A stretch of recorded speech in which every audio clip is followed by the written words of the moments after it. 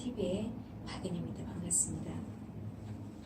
자, 오늘은요 2019년도 투자 유망지역으로 제가 새만금을 얘기를 드렸는데 새만금의 인구가 가장 밀집될 지역을 찾아내는 게 투자의 성공 방법 중에 하나인데요. 원칙 중에 하나인데 이미 새만금 개발청에 인구가 가장 밀집될 지역이 새만금의 어디라고 이미 계획이 다 나와 있는 상황이에요. 그래서 여러분들 제가 만든 자료보다 직접 찾아보고 공부할 수 있는 새만금 개발청 사이트를 통해서 같이 한번 공부해보는 시간을 가져보려고 합니다.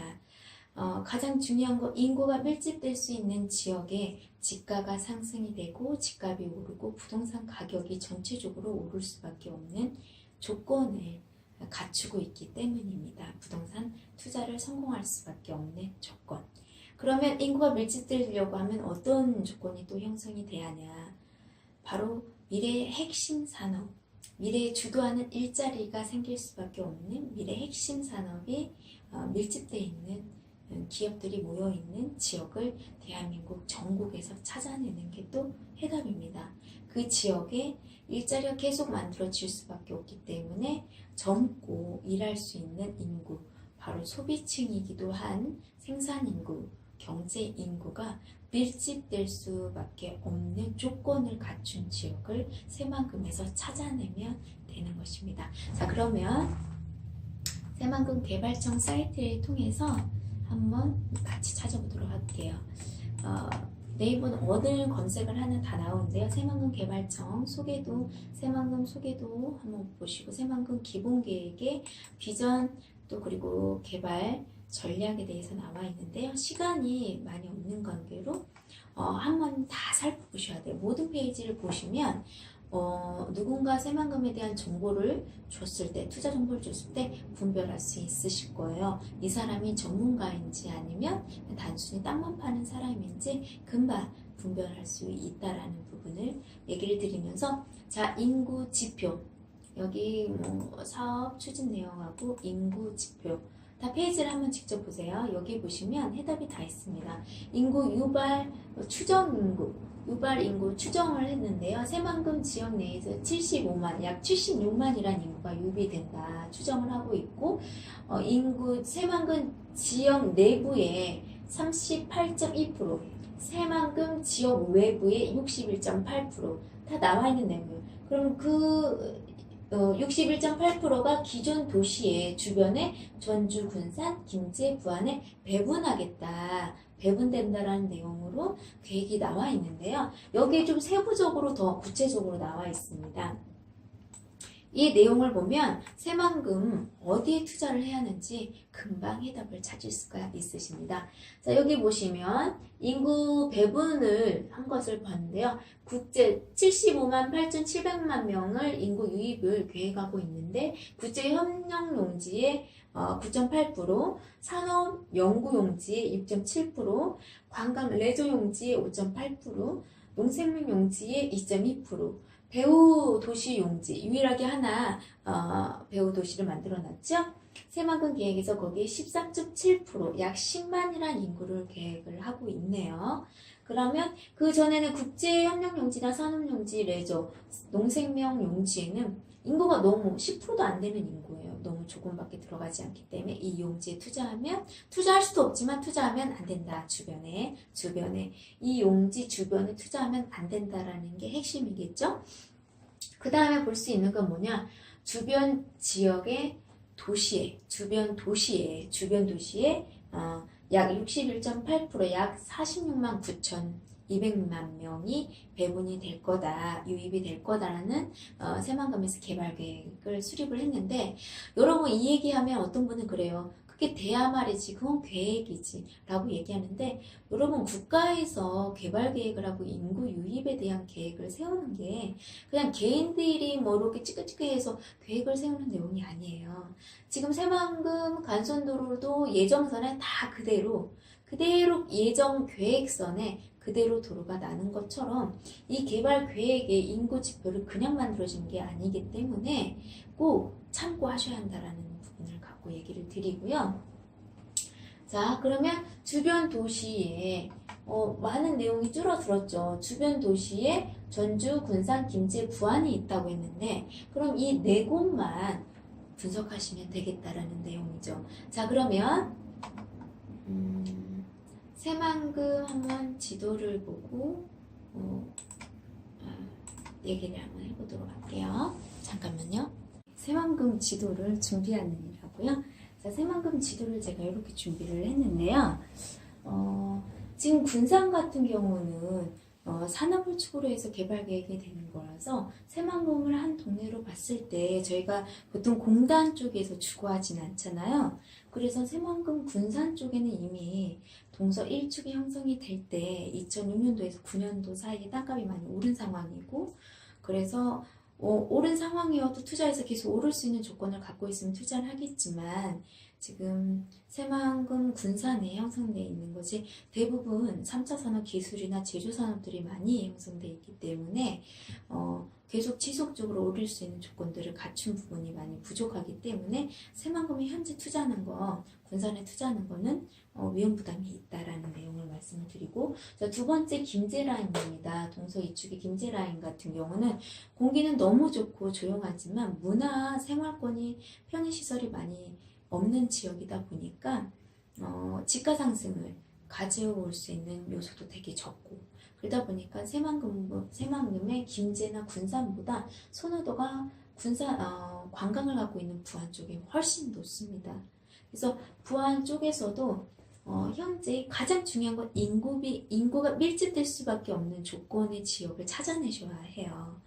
지나치는 자리가 아니라 자 그렇게 하면 인구가 지금 이 방조제를 매립해서 만들어진 이 안에는 국내 새만금 내부 지역은 기업들이 투자 조건을 갖춘 기업들이 투자하는 곳이지 개인들이 투자할 수 없는 지역이에요. 그러면 그 주변의 도시들을 이렇게 한번 살펴볼게요.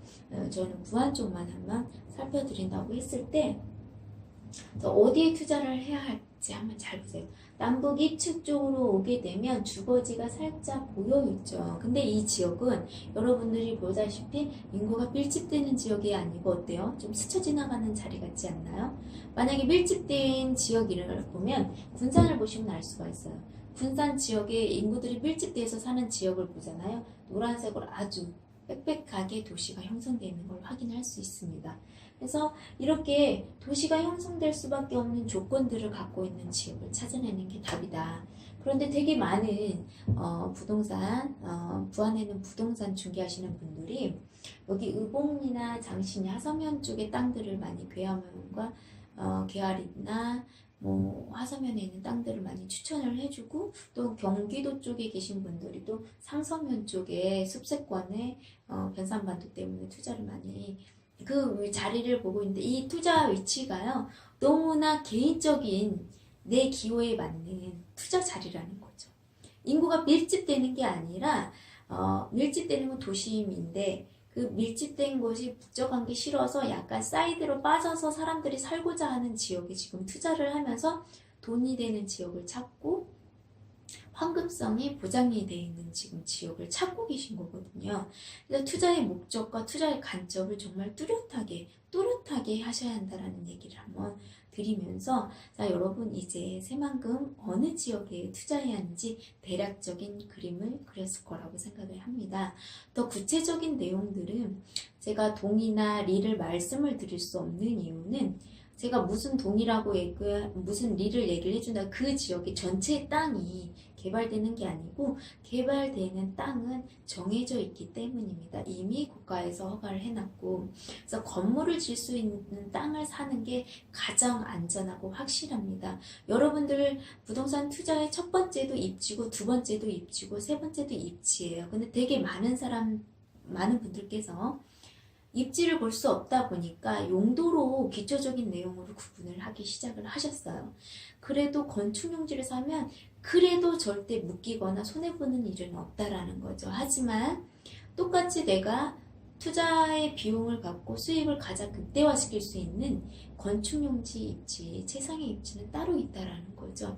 쉽게 말하면 명당이라고 표현을 좀 해보면 교통요충지의 그 명당 자리를 찾아내야 하고 인구가 밀집돼서 살 수밖에 없는 그 명당 자리를 찾아내는 게 저희 전문가가 하는 일이고 그 명당 자리를 얘기를 해준다 해도 투자하시는 분이 워낙 개인적인 관점으로 주관적인 관점으로 뭐 이렇게 관광지 근처에 상서면이나 뭐 하서면 쪽에 괴하면 쪽에 투자를 하시려고 하시는 분들이 있는데 저의 입장으로 보시게 되면 인구가 밀집되지 않는 지역이기 때문에 어차피 개인은 그 자본의 한계를 갖고 있는 입장에서 과연 효율적인 투자라고 생각이 할 수 있겠는가 한번 생각을 해보고 저는 저희 고객들한테는 그런 자리는 권하지 않습니다.